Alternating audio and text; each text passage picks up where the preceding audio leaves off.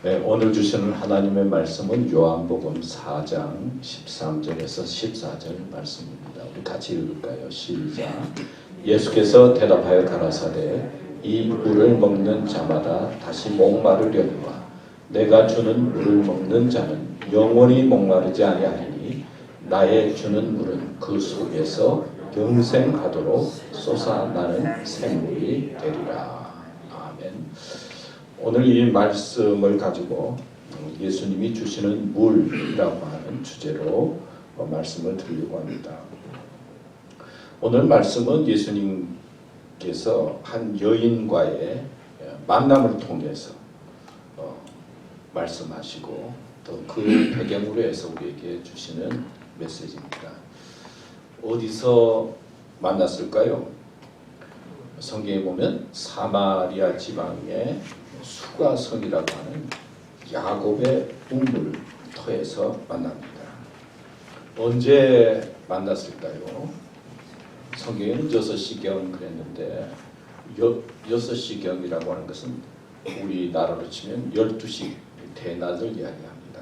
그러니까 대낮 12시 아주 뜨거운 때에 만났습니다. 사마리아 지방은 그 사막지대와 가깝기 때문에 낮에는 너무나 뜨거워서 사람이 잘 다니지 않았습니다.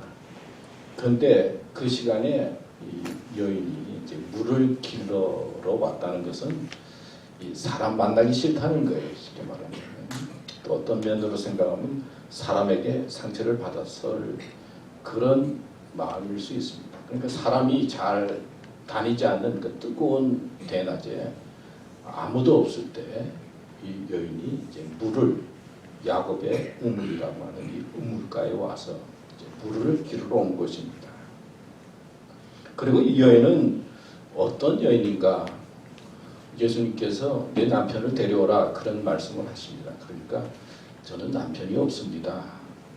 아, 그렇구나. 너는 지금 남편이 없지만은 과거에 남편이 5이나 있었구나. 그런 말씀이 성경에 나옵니다. 그러니까 이 여인의 삶이 어떠했는지 짐작해 볼 수가 있겠죠. 삶의 만족을 제대로 느끼지 못하고 또 불행하고 힘들고 어떤 갈증 속에서 살아가는 그런 불쌍한 여인이었다 하는 것을 알 수가 있습니다.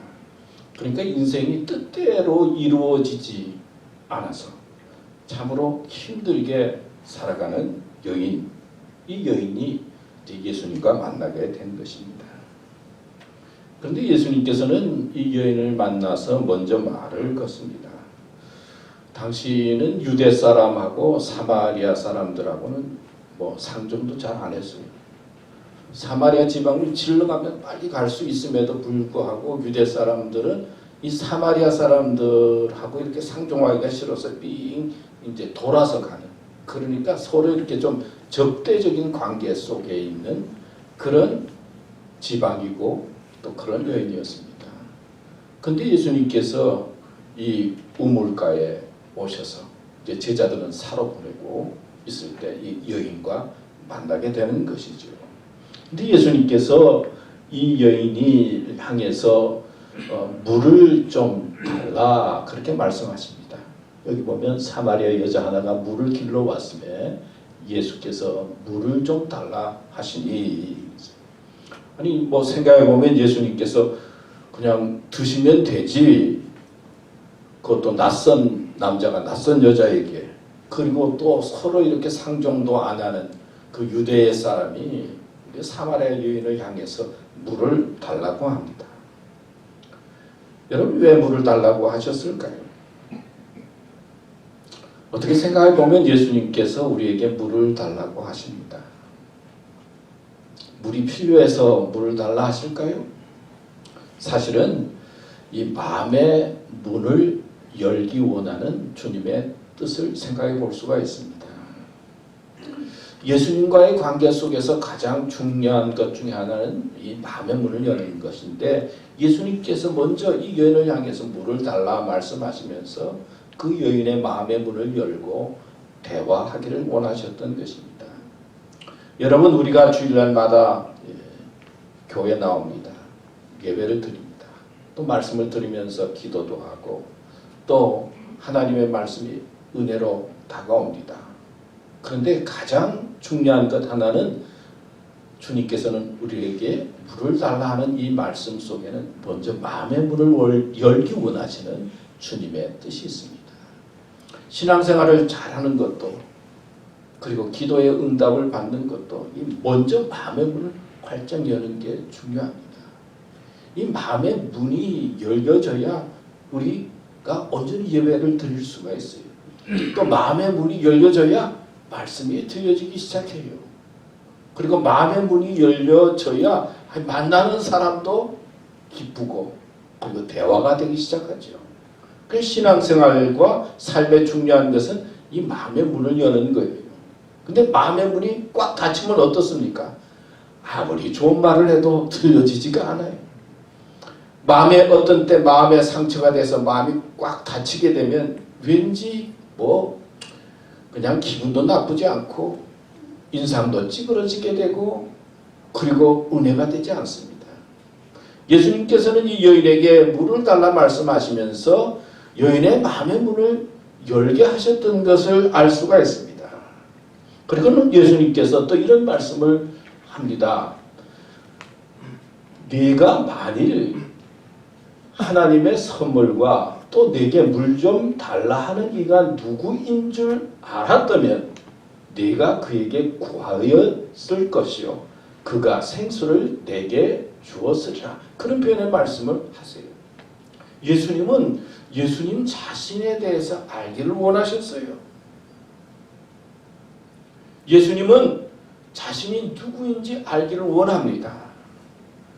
여러분, 사람들은 잘 몰라요. 왜 내가 힘이 드는지, 왜 내가 목이 마른지, 고난과 역경이 왜 이렇게 연속으로 이어지는지, 매일매일 살아가면서 불안한지, 그리고 고통이 있는지, 주님을 만나야 하고, 주님을 찾아야 하고, 주님 통해서 해결함을 얻어야 되는데, 주님 없이 세상을 바라보면서 계속 살다 보니까 해답을 모르고 방황하고 있는 삶을 볼 수가 있습니다. 그리고 난 다음에 예수님께서 내가 남편이 없다 하는 말이 옳도다. 내가 남편 5이 있었으나 지금 있는 자는 내 남편이 아니니 내 말이 참되도다. 이런 말씀이 이제 이어집니다. 아니 왜 남편을 불러오라고 말씀하셨어요? 남편에 대해서 꼭 물어볼 필요가 없었잖아요. 예수님은 내가 가지고 있는 어떤 부끄러움, 그리고 마음, 양심, 나의 예민한 부분을 주님 앞에 드러내기를 원하세요. 우리가 가지고 있는 약점이나 부끄러움이나 죄된 것 세상과 사람들에게는 말하지 않다 하더라도 또 세상과 사람들에게는 숨기고 싶어서 숨긴다 하더라도 우리는 주님 앞에 바로 서려고 하면 믿음의 사람이 되려고 하면 내가 가장 예민하게 여기는 부분, 부끄러운 부분, 그리고 부족한 부분을 주님 앞에 고백하라는 거예요. 그리고 그 고백과 그리고 주님 앞에 내 마음을 드러냄으로 말미암아 내 삶이 치유되고 내가 회복될 수 있다는 것을 가르쳐주고 있습니다. 예수님을 만난 사마리아 여인, 인생이 달라졌어요. 그대 보면 죄와 부끄러움이 용서가 되고 회복이 됩니다. 너무 기뻐서 기쁨으로 외치면서 하나님 앞에 예배드리자고 달려가는 모습이 뒤에 성경에 이어지고 있습니다. 여러분, 우리는 이런 여인을 만나면 사람들은 판단해요. 저 여자가 저렇게 살지, 과거가 이래, 그리고 저렇게 살고 있어. 사람에 대해서 판단하고 정죄하고 심판하기 쉽지만은 예수님은 그런 거 상관하지 아니에요. 사람들은 그렇게 보지만은 예수님은 그렇게 보지 아니에요. 우리는 윤리와 도덕적으로 사람이 이렇게 살아야 된다, 착하게 살아야 된다. 남편이 5 있었다고 그러니까 오늘도 그 말을 들으면 어떻습니까? 그런데 그 당시 그 사이에 얼마나 사람들 가운데 말이 많았겠어요. 그러나 예수님은 그런 거 상관하지 아니하시고 찾아오셔서 만나주시고 위로하고 용기 주시고 우리가 어떤 죄와 어떤 삶의 상황 속에 있다 하더라도 주님은 우리의 마음을 아시고 위로해 주시고 그리고 주님의 사람으로 살아가도록 이끄신다는 거예요. 그러니까 얼마나 감사합니까? 여러분 예수 믿는 것, 예수 만나는 게 복이에요. 은혜예요. 영생입니다. 우리의 모습이, 우리의 삶이 사람들이 어떻게 이야기한다 하더라도 사람들이 어떻게 판단한다 하더라도 주님은 우리를 받아주시고 이해하시고 용기를 주시고 구원으로 이끄십니다. 믿습니까? 네. 이런 믿음으로 사는 것이 얼마나 복되고 귀한 것인지 봅니다. 오늘 말씀을 보면서 두 가지로 제가 생각을 했습니다. 첫째는 영원히 목마르지 아니하는 물, 영생의 물입니다. 예수님이 주시는 물은 영생의 물이에요.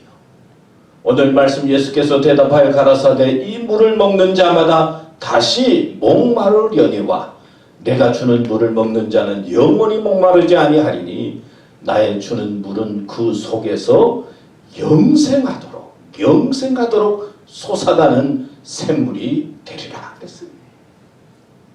계시록 7장 17절 말씀에 보면 이는 보좌 가운데 계신 어린 양이 저희 목자가 되사 생명수 샘으로 인도하시고 하나님께서 저희 눈에서 모든 눈물을 씻어주실 것입니다.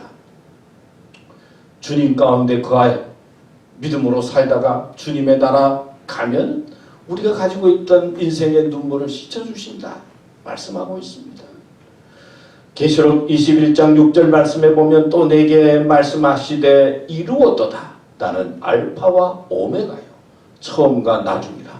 내가 생명수 샘물로 목마른 자에게 값없이 주리니. 목마른 인생, 언제나 갈증, 해결하고 싶은데 해결이 되지 않고 해결됐다 싶으면 또 지나면 목마르고 또 해결해야 되는 그런 연속적인 갈증 속에 살아가는 우리를 향해서 하나님께서는 영생의 길을 예비하시고 갈증을 채워주신다 말씀하고 있어요.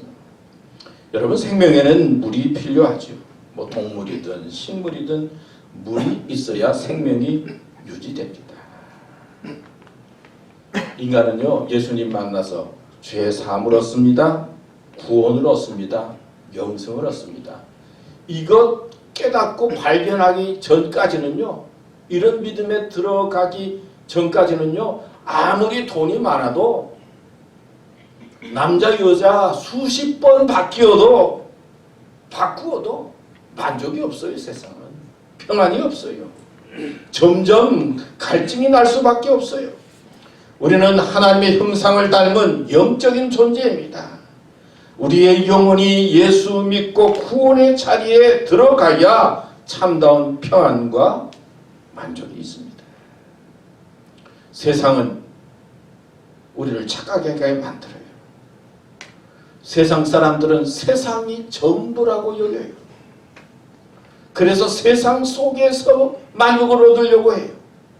그러나 우리는 영적인 존재이고 하나님의 사람이기 때문에 주님 통해서 주어지는 만족이 있어야 합니다.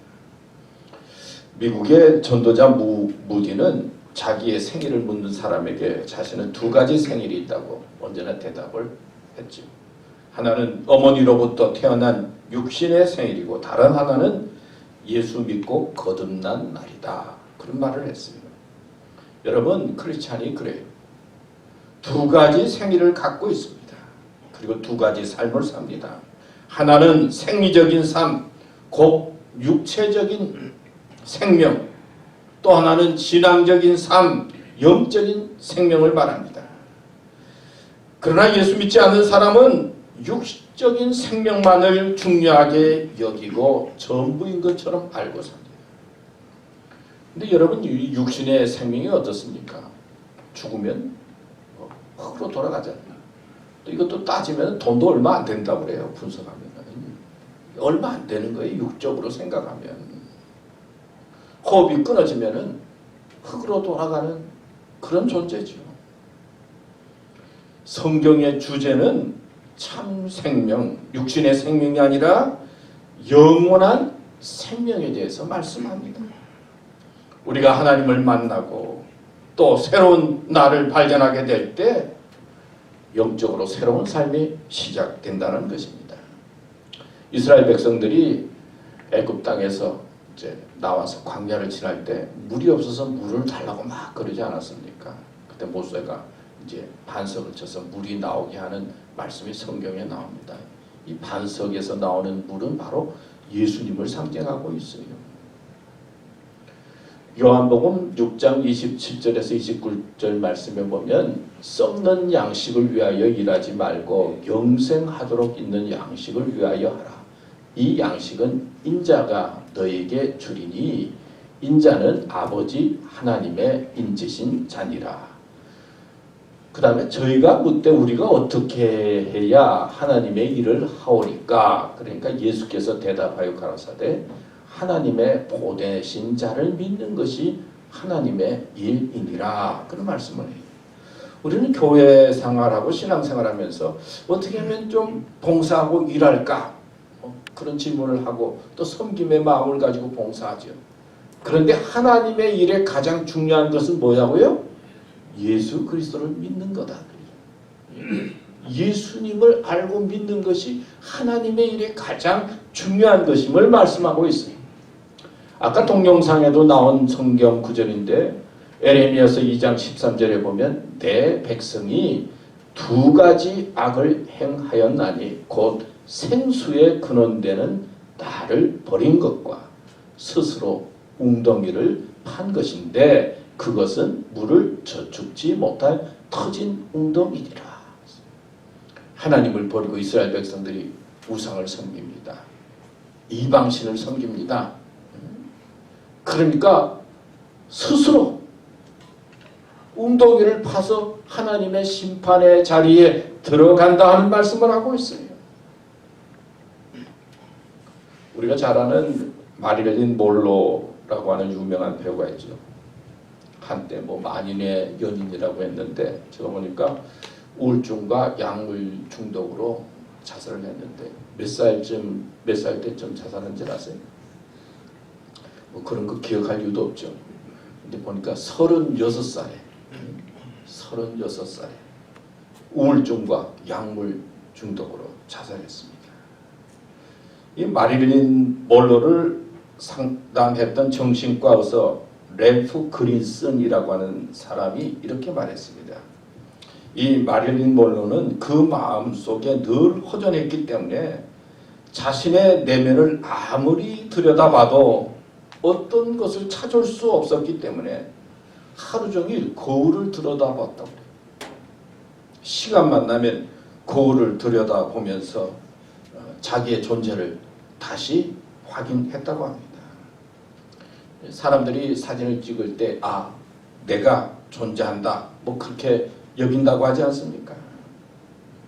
늘 마음이 텅 비어 있기 때문에 불안해서 거울을 보고 또 보고 결국 약물에 취해 살다가 그녀는 일찍 세상을 떠났습니다. 여러분, 삶에 대한 고독과 사랑의 갈증, 뭐 유명한 배우뿐이겠어요? 우리 모두 다가옵니다. 이 내면의 문제는 세상의 것으로 채울 수가 없어요. 여러분, 물은 구경하는 게 아니죠. 물은 마셔야 되잖아요. 물은 마셔야 됩니다.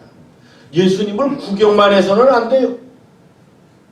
바라만 봐서는 안 돼요. 예수님이 내 마음속에 오셔서 그리고 내 삶의 주인이 되도록 나를 주님 앞에 드리고 그리고 물 대신 주님 내 삶 속에 모실 때 우리의 삶에 영생이 있고 소망이 있고 구원이 있다는 것을 깨닫고 주님과 더불어 믿음으로 살아가는 교우들 되시기를 축원합니다. 그 다음에 두 번째는 성령에 대해 물을 말하고 있어요. 영생하도록 솟아나는 샘물, 성령의 물을 상징하고 있습니다. 아까 읽은 요한복음 4장 오늘 본문에 있는 말씀은 예수님을 만나기 전에 사마리아 여인에 대한 이야기를 하고 있어요. 예수님을 몰랐던 여인에 대한 이야기를 하고 있어요. 그러나 그 뒤에 나오는 이 성경 말씀 보면요. 명절 끝날 곧 큰 날에 예수께서 서서 외쳐 가라사대 누구든지 목마르거든 내게로 와서 마시라. 나를 믿는 자는 성경의 이름과 같이 그 배에서 생수의 강이 흘러나리라 하시니 이는 그를 믿는 자의 받을 성령을 가리켜 말씀하시는 것이라.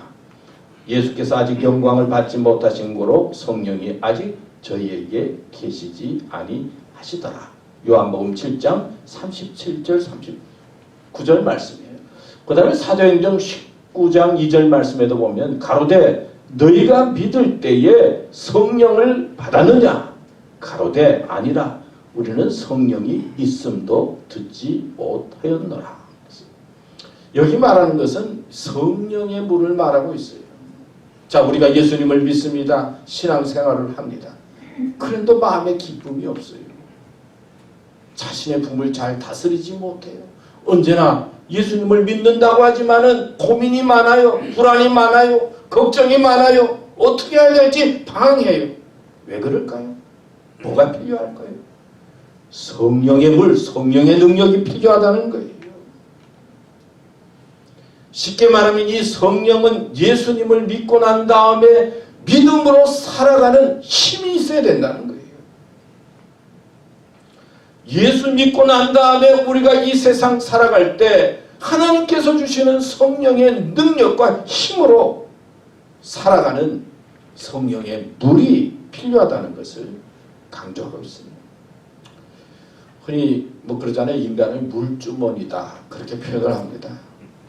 인간의 몸에서 1에서 2%만 없어도 물이 심한 갈증을 느낀다. 근데 5%만 없으면요. 사람이 혼수 상태에 빠진다고 그래요. 그리고 12% 정도 없으면 그냥 생명을 잃는다고 합니다. 그래서 현대인의 질병 중에 3분의 1은 수분의 불균형 때문에 생긴다. 그런 말이 있어요. 그래서 인간은 이 물주머니인데 물 관리를 잘해야 하고 물이 꼭 필요하다 하는 말을 합니다. 여러분, 우리 삶에 지식도 중요하죠. 이성도 중요합니다. 생각도 중요합니다. 그런데 내가 가지고 있는 생각, 지식을 가능케 하는 에너지와 힘이 있어야 되지 않습니까? 용기가 있어야 되지 않습니까? 성령은 우리가 믿음으로 살아가는 데 주시는 힘이라는 거예요. 예수님을 믿게도 하고 회개도 하고 그리고 구원의 확신도 주지만은 더 중요한 것은 믿음의 사람으로서 살아갈 수 있는 힘, 이 성령의 역사, 성령의 물이 우리 믿음의 사람에게 있어야 한다는 것입니다. 여러분, 내 믿음이 살아나고 내 영혼이 살아나고 내 삶이 치유되고 내 삶이 기쁨과 행복 속에 거하려고 하면 성령의 역사, 성령의 물이 있어야 된다는 것을 성경은 강조하고 있습니다. 아까 권사님도 기도할 때 말했지만은 지금 터키 트루기에라고 이름을 바꿨는데요. 이 터키에서 이제 지진이 일어났잖아요. 그래서 처음에는 뭐 몇천 명인가 뭐 그러더니 오늘 보니까 뭐 2만 뭐 몇천 명 그렇게 되고 뭐 10만 명 정도 또 뭐 될 가능성이 있다. 얼마나 수많은 사람이 한순간 문제가 생기니까 그냥 우르르 그렇게 되면서 얼마나 많이 죽었어요. 아니 100명도 많은데 1000명도 세워놓으면 얼마나 많습니까? 근데 수만 명이 지금 죽었으니까 제가 보도를 보니 얼마나 눈물이 나는지 몰라요. 얼마나 안 됐는지. 그리고 또 뭐 시리아 지방 투르기와 가까운 시리아 지방은 뭐 반군들이 있는 곳이라서 뭐 구호품도 잘 전달되지도 않고 또 얼마나 어떻게 됐는지 정확하게 알지도 못하고 또 거기는 내전이 있으니까 뭐 이번에 또 지진 났는데 거기에다 또 폭탄까지 또 포까지 싸가지고 말이에요. 더 어려움을 만들고 참 인간이 참 그런 것 같아요. 연약하기도 하고 완악하기도 하고 터키라고 하는 이 투르키의 나라는 우리 6.25 때에 군대를 유엔 군대를 보낸 나라죠. 사실은 지금도 강국이라고도 표현할 수가 있어요. 경제적으로는 좀 어떤지 몰라도. 그런데 한순간에 그냥 그렇게 수많은 사람들이 세상을 떠났어요. 그리고 가족을 찾기 위해서 몸부림치고 아직까지도 그냥 그렇게 찾으려고 그러고 수많은 나라에서 사람들을 보내서 지금 구호를 하고 있는데 정말 비참하고 어려운 모습들을 우리가 보지 않습니까? 제가 그거 보면서 생각해보니까 오늘까지 살아있는 것만 해도 고맙다. 그런 생각도 들고요. 우리가 이렇게 미국 땅에서 축복받아서 이 땅에서 살게 된 것이 이게 보통 은혜가 아니구나. 반군이 지배하고 있는 그쪽 시리아 지역은 내전이 일어나니까 뭐 나라의 반 정도는 그냥 시리아 나라의 반 정도는 그냥 그 나라를 떠나고 50만 명이나 되는 사람이 전쟁으로 죽고 뭐 거기는 보통 일이 아니에요. 이 나라가 이렇게 문제가 생기면 이렇구나. 정말 불쌍하구나. 구호품도 제대로 들어가지 못하고. 여러분, 인간의 생명이라는 게 이래요. 우리가 살아있을 때 그리고 하나님을 알고 믿을 때가 얼마나 큰 복이고 은혜인지 모릅니다.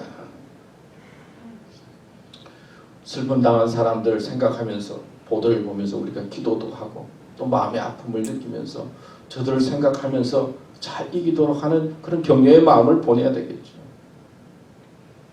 여러분, 우리 인간이 이렇게 연약한 존재예요. 건강한 것 같다가도 하루아침에 내 몸에 이상이 생기면 우리가 아무것도 아니에요. 힘 있는 것 같다고 해도 어느 순간 조금만 무슨 일이 삐걱만 하면 인간이 아무것도 아니에요.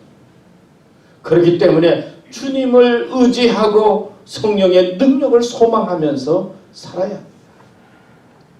그런데 성경의 물 가운데 또 이런 말씀이 있어요. 요한복음 13장 5절에 보면 이에 대야에 물을 담아 제자들의 발을 씻기시고 그 두르신 수건으로 씻기기를 시작하여.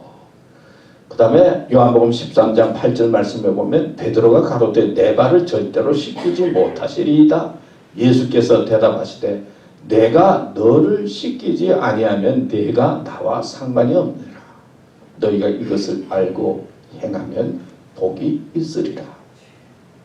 이게 무슨 말씀입니까? 예수님께서 제자들의 발을 씻기시는 섬김과 희생의 모습을 말씀하잖아요. 우리가 예수님을 믿습니다. 구원의 사람이 됩니다. 그리고 성령의 능력 속에서 살아가려고 힘씁니다. 우리의 생활 속에 어떤 모습으로 나타나야 될까? 섬김의 모습으로, 겸손의 모습으로, 희생의 모습으로 나타나야 된다는 말씀이에요. 믿음의 사람들은 우리가 가지고 있는 눈을 가지고 교회의 부족함이 무엇인가? 그리고 이웃의 부족함이 무엇인가? 나의 부족함이 무엇인가 생각하면서 채워주는 사람이 되어야 된다는 거예요. 섬기는 사람이 되어야 된다는 거예요. 내일 모레가 무슨 날이죠? 6월 14일 화요일. 예? 예. 뭐 모르시는 분도 계시고 아직까지 또 발렌타인데이라고 그러죠. 발렌타인데이는 뭡니까? 서로 사랑하는 사람에게 초콜릿도 주고 뭐 선물도 기쁨으로 나누는 날이잖아요. 사랑하는 사람뿐만 아니라 이제는 이게 뭐 오면서 그저 주위에 있는 사람들에게 사랑을 표현하고 나누고 그런 날이 이제 발렌타인데이죠. 제가 그 기록을 보니까요, 이 기원이 그래요. 이 로마 시대 때요, 군대 이제 병력들이 있는데 이 군인들이 이제 젊은 사병 군인들이죠. 군인들은 결혼을 금했다고 그래요. 이 가족이 그리워서 군 전쟁터에 나갔다가 이제 탈영하는 일이 생길까봐 염려해서 결혼하면 문제가 생기니까 결혼을 못하겠다.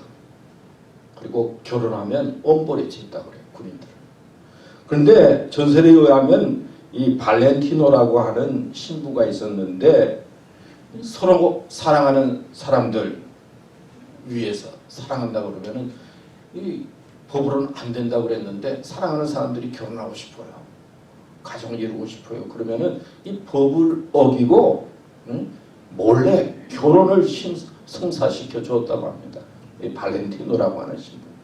근데 이것이 발각이 돼서 이 신부가 사형을 당해요. 그래서 이를 기리기 위해서 생긴 것이 성 발렌티노 축일이다.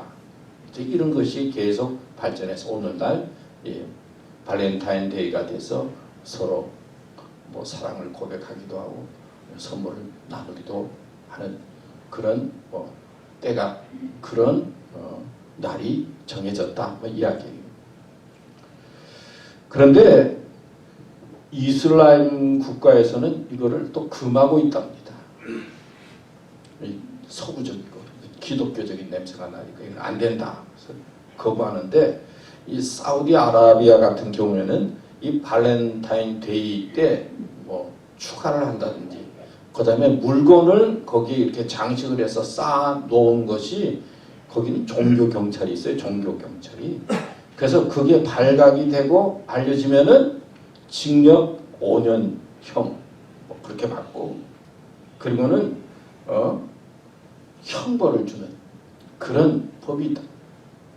근데 몇 년 전에 5명이 잡혔다고 그래요. 발렌타인데이 뭐 어떻게 해서 잡혔는지 모르겠어요. 잡혀가지고 그 사람들이 5년형 감옥에 갔고 태형을 1,500대에서 2,000대를 그리고는 외국에 나가지 못하게 정지를 시키고.